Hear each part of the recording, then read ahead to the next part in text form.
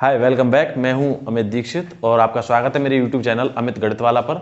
आज हम last lecture में हमने पढ़ा था perimeter, area and volume.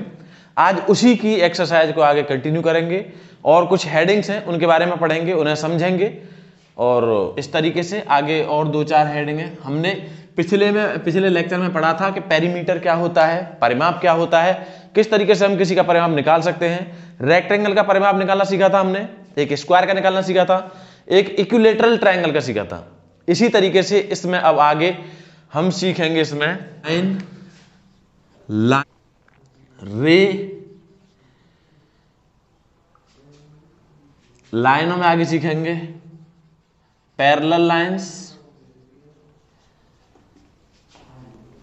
Intersecting lines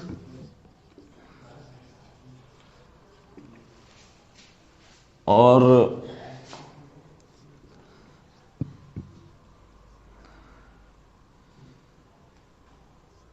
triangle. इस तरीके की कुछ मैन हेडिंग इसमें हम समझेंगे और ट्रायंगलों में भी अलग अलग टाइप के ट्रायंगल्स हैं, वो हम समझेंगे किसे कहते हैं, किस तरीके से हम इनका पेरीमीटर निकालते हैं, एरिया निकालते हैं एंड वॉल्यूम निकालते हैं। इस चीज को हम आज समझेंगे। तो पहली चीज लाइन किसे कहते हैं, रेखा, लाइन को। और इसी के आगे फिर एक और होती है किरण, जिसे अंग्रेजी में कहते हैं रे, और फिर होता है आपका रेखाखंड। अब लाइन किसे कहते हैं या कहते हैं लाइन, रेखाखंड किसे कहते हैं, उसके बाद किरण, ये चीज पहले समझ लेते हैं। देखिए लाइन एक पहली चीज, तो इसमें एक और आता है, वो है पॉइंट यानी बिंदु। देखो बिंदु का ना तो कोई साइज होता है, ना कोई शेप होता है, ना कोई उसकी दूरी होती है, केवल वो एक पॉइंट होता है। बस इस तरीके से पॉइंट रखा हो, इसे हम बिंदु कहते हैं, जिसकी कोई ना तो लेंथ है, ना कोई ब्रेड्थ है, ना कोई इसका कोई शेप है, और इस तरीके से हम इसे बिंदु कहते हैं।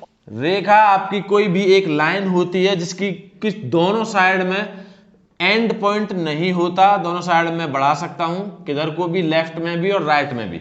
इसे मैं आगे बढ़ा सकता हूं दोनों तरफ। मान लीजिए सपोज दैट ये मेरी 4 सेंटीमीटर की है और इसे मैं आगे बढ़ाना चाहता हूं 1 सेंटीमीटर और 1 सेंटीमीटर आगे, तो इसको बढ़ा सकता हूं दोनों तरफ। इसे कहते हैं लाइन, लाइन यानी रेखा।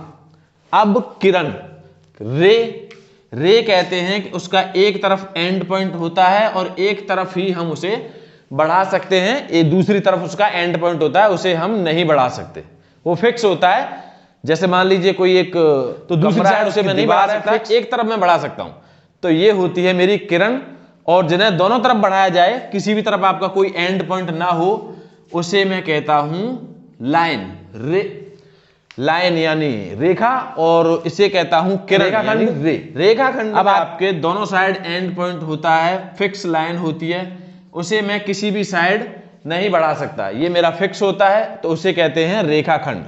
इसमें आपका आता है, अब लाइन दो तरीके की होती हैं, एक होती है पैरेलल यानी समानांतर, समांतर रेखा है। अगली होती है आपकी प्रतिच्छेदी रेखा है यानी इंटरसेक्टिंग लाइंस। पहली चीज समांतर रेखाएं किसे कहते हैं भाई, रेखा तो हमें समझ में आ गई, कोई भी बढ़ाया जा सके उसे हम रेखा कहते हैं। लेकिन समांतर और प्रतिच्छेदी तो इसी की सब हेडिंग है ना, तो समांतर किसे कहते हैं या प्रतिच्छेदी रेखा किसे कहते हैं, इस चीज को आप समझ लेते हैं। समांतर रेखाएं दो रेखाएं आपकी बराबर रेल की पटरी की भांति चलें और एक बिंदु पर ना मिलें, तो उसे कहते हैं हम पैरेलल लाइंस यानी समांतर रेखाएं। और जो रेखाएं आपकी इंटर या एक समकोण बना रही हो, अब समकोण किसे कहते हैं, समकोण तो आपकी नेक्स्ट हेडिंग है। तो जो रेखाएं समकोण बना रही हो, लंब गिर रहा हो, तो उसे हम कहते हैं प्रतिच्छेदी रेखाएं। जैसे मान लीजिए ये आपकी है और इसमें आपको क्रॉस मार दिया इसने, तो ये आपकी प्रतिच्छेदी रेखा कैसे कहते हैं, जो छेदते हुए जाए यानी एक रेखा को क्रॉस करते हुए जाए, उसे हम कहते हैं प्रतिच्छेदी रेखाएं यानी इंटरसेक्टिंग लाइंस। और पैरेलल लाइंस किसे कहते हैं, जो दो रेखाएं परस्पर ट्रेन की भांति चल रही हों और किसी भी एक बिंदु पर ना मिले, उसे हम कहते हैं पैरेलल यानी समानांतर रेखा है। और इंटरसेक्ट प्रतिच्छेदी रेखाएं। प्रतिच्छेदी रेखाएं किसे कहते हैं? प्रतिच्छेदी दो रेखाओं के बीच में क्रॉस लग रहा हो या फिर आपके लंब डल रहा हो किसी एक रेखा पर, तो इसे भी हम प्रतिच्छेदी रेखा ही कहते हैं। तो ये भी आपकी इंटरसेक्टिंग लाइन और ये भी आपकी इंटरसेक्टिंग है। जरूरी नहीं है कि बीच में ही क्रॉस वर्ड हो, इस तरीके से हो सकता है किनारे पर इस तरीके से आ जाए, तो ये भी आपकी प्रतिच्छेदी रेखा ही होती हैं। प्रतिच्छेदी रेखाएं का मतलब क्या है? प्रतिच्छेदी रेखाएं वे रेखाएं होती हैं जो या तो क्रॉस या फिर आपके किसी भी एक बिंदु पर वो मिल रही हो, जिसका समकोण बना रही हो या और छोटा कोई एंगल बना रही हो, उससे कोई फर्क नहीं पड़ता, बस आपका लंब गिरना चाहिए। अगर उस पर आपके रेखा आ रही है वहां तक, तो ये रेखाएं फिर आपस में इंटरसेक्टिंग लाइंस कहलाती हैं। चलिए, उसके बाद आता है आपका ट्राइंगल। ट्राइंगल किसे कहते हैं? ट्राइंगल तीन लाइनों से बनी गई बंद आकृति को हम ट्राइंगल कहते हैं। ट्राइंगल एक लैटिन शब्द है, लैटिन वर्ड है, लेकिन ट्राइंगल को फिगर से समझ लेते हैं। इसमें आपका ये वाला ट्राइंगल नहीं है, ये वाला, बल्कि लाइन तो इसमें भी है, लेकिन इसे मैं ट्राइंगल नहीं बोल सकता। मेरा ट्राइंगल कौन सा है? ये है। क्यों? क्योंकि ये आपके क्लोज्ड कर्व नहीं है, यानी बंद आकृति नहीं है। अगर बंद आकृति नहीं है तो फिर वो हमारा ट्राइंगल नहीं है।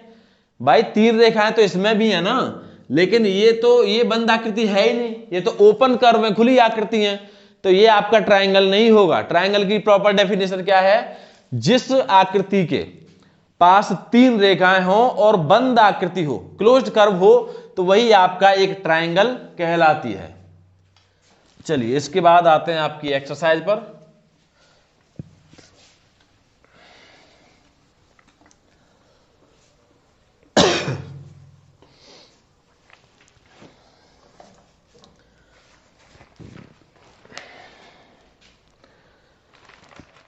Find the rectangle whose length and breadth are. Find the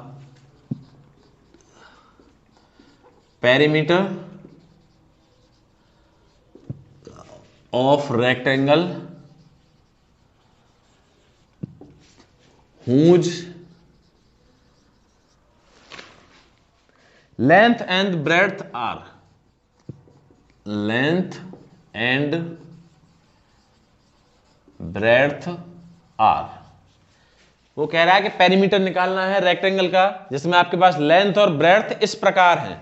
आगे आपका एक क्वेश्चन है 4.5 centimetre and 2.6 centimetre, 2.6 centimetre and 4.5 centimetre, ये आपकी लेंथ है और ये ब्रेड्थ है। तो पेरीमीटर का फॉर्मूला क्या है? पेरीमीटर का फॉर्मूला है P = 2 × L + B, यानी पेरीमीटर और निकालना क्या है? पेरीमीटर का फॉर्मूला क्या है? P = 2 × L + B कोष्ठक में। अब P = 2 × L क्या है? 4.5 सेंटीमीटर प्लस B क्या है? 2.6 सेंटीमीटर। अब पहले मैं इसको ऐड करूंगा, फिर उसके बाद इसमें मल्टीप्लाई कर दूंगा, यानी P = 2 × 4 5 11 है, 4 2 6 7, यानी 7.1 सेंटीमीटर एंड P = 2 × 7.1 बराबर 2 × 2 2 7 14 है, 14.2 सेंटीमीटर आपका इसमें पेरीमीटर निकल के आया किसी रेक्टेंगल का।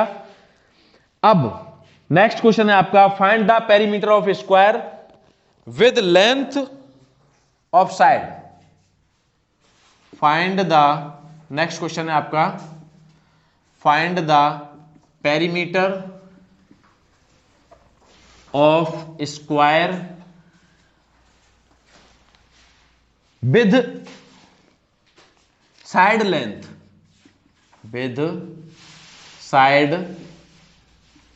length, यानी हमें स्क्वायर का पेरीमीटर निकालना है जिसकी वो कितनी है लंबाई में, वो है 14 सेंटीमीटर। तो किसी भी स्क्वायर का पेरीमीटर निकालना हो तो उसका फॉर्मूला क्या है? ये हमने पिछली वीडियो में पढ़ा था, वो है 4 × A और ए तो हमें दे रखी है, यानी हमें पेरीमीटर ही निकालना है। तो perimeter P is equals to 4 into 46 centimetre. इसका आंसर आएगा। इस तरीके से हम किसी स्क्वायर का पेरीमीटर निकाल सकते हैं। अब नेक्स्ट क्वेश्चन है आपका इसी में, find the perimeter of equilateral triangle with side is 35 centimetre. यानी किसी इक्विलैटरल ट्राइंगल पेरीमीटर निकालना है, उसकी साइड हमें दे रखी है 35 सेंटीमीटर की। तो इस तरीके से मैं निकालूंगा। तो इसका एक फॉर्मूला था, वो क्या था, 3 इंटू ए। तो पेरीमीटर इक्विलैटरल का इज इक्वल्स टू 3 गुणा ए कितनी है 35, यानी इसका आंसर आएगा 105 सेंटीमीटर। तो इक्विलैटरल का ट्रायंगल समझ में आया, इक्विलैटरल ट्रायंगल का पेरीमीटर समझ में आया, स्क्वायर का पेरीमीटर एंड रेक्टेंगल का पेरीमीटर हम किस तरीके से निकाल सकते हैं। अब अगर इनमें से साइड भी पूछता है तब आप किस तरीके से निकालोगे, या फिर इसमें रेक्टेंगल में अगर लेंथ पूछ रहा है तो, या ब्रेड्थ पूछ रहा है तो किस तरीके से हम निकाल सकते हैं, ये चीज समझ में आ गई होगी। इसके आगे हम नेक्स्ट वीडियो में पढ़ेंगे आपके वॉल्यूम और एरिया किस तरीके से निकाल सकते हैं। Thank you very much.